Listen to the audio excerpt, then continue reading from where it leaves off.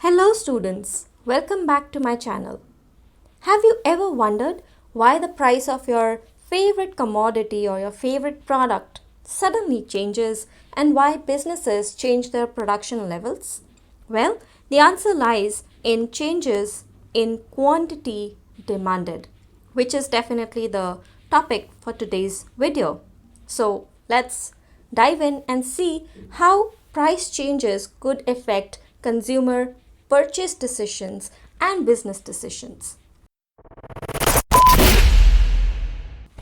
So, as you can see here, a change in quantity demanded would occur because of a change in the price. Whose price? The price of the main commodity that we are talking about. So, the change in price of a commodity would cause a movement along the same demand curve. I forgot to write same here. So, it has to be movement along the same demand curve. Now, these movements can either be a downward movement or an upward movement. Now, a downward movement is generally known as an expansion in demand, which is generally caused due to a fall in the price of the commodity. On the other hand, upward movement is called as a contraction in demand, and it is caused due to a rise in the price of the commodity.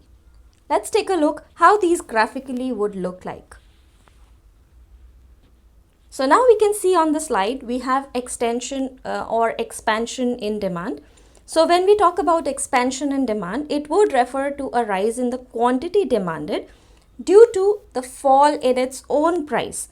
Other factors remaining constant. The other words that we can use for it is ceteris paribus. Now if we see the schedule here, we can see that the price of the commodity has gone down from $2 to $1, and consequently, as per the law of demand, the demand for the commodity has moved in the opposite direction, which is it has gone up from 10 units to 15 units. When we plot that information on the graph, we can see here y-axis, which is talking about the price of the commodity in dollars, x-axis, which is talking about the quantity demanded in units. D is my demand curve, which is this, and this is my initial scenario, the one in black, where the price is $2 and the quantity demanded is 10 units. Now, due to a fall in price and consumers becoming more better off are able to buy more, hence the quantity demanded has gone up to 15 units. Now, when we plot these two pointers and join these pointers, we get a demand curve, and on the demand curve, you can see that there is a downward movement from point A, which was the initial scenario, to point B, which is the changed scenario where a reduction in price, a fall in price has caused the quantity demanded to rise. How do we explain this? So the explanation goes like this. So in this particular diagram, we see that as the price is falling from $2 to $1, quantity demanded is rising from 10 units to 15 units, all other factors being constant. Now, we can see that there's a downward movement along the same demand curve or on the same demand curve from point A to point B. This behavior is called as an extension in demand or an expansion in demand, or as you can see the last line in red, increase in quantity demanded. Let's quickly take a look at what a contraction in demand would look like. So this is a contraction in demand, and it is just the opposite of an expansion in demand. So a fall in quantity demanded happens here due to a rise in the price of the commodity, other factors being constant. Now this is the schedule where price is going up from $2 to $3 and the quantity demanded is falling from 20 units to 10 units. On this graph, where y-axis is determining the price and x-axis is talking about the quantity demanded in units of this particular commodity, we see that the initial price, which is $2, we have the demand at 20 units. When the price rises to $3, the demand goes down from 20 to 10 units. On the demand curve, we can see that there is an upward movement from point A to point B.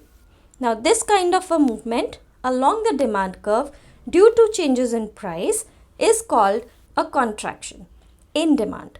How do we explain this? Pretty much simple.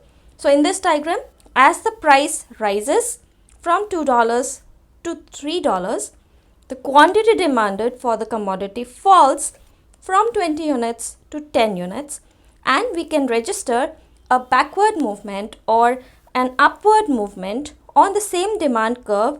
I did not write D. Let me just write that here. So, on the same demand curve D from point A to point B. See, labeling the diagrams is utterly important. We don't label the diagram, you wouldn't have realized that this is the curve that I'm talking about, right? That's always have been my point. You must label your diagrams. Coming back to the point, this is my demand curve and we have a backward movement or an upward movement from point A to point B due to a rise in price, quantity demanded being reduced. So in this case, this kind of a scenario, other factors remaining constant, is a contraction in demand. Another term that we can use for it is a decrease in quantity demanded. I have another video already posted on YouTube which will talk about shifts in demand. So if you are kind of confused between these two concepts, you can watch these two videos simultaneously and it will definitely clear out all your confusions. Alright, so I'll meet you next in another video with another topic. Take care. Bye now.